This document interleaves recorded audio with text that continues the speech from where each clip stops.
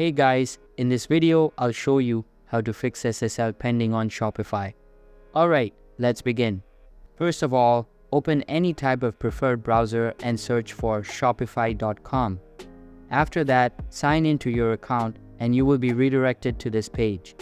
If you connected your domain recently, then you just need to wait for at least 48 hours before trying anything, so that the connection is secured. But if nothing happens, then you may want to clear your browser cache. For that, click on the three dots icon at top right corner of your screen, select Settings, and then access the Security and Privacy tab from the left side menu.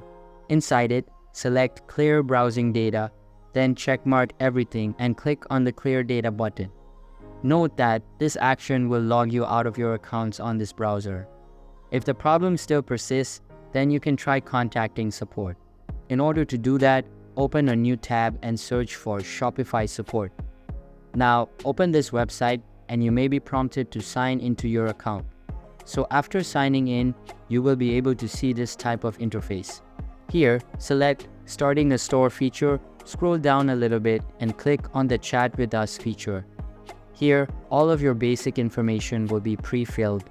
You just need to describe the problem you are facing and submit the report.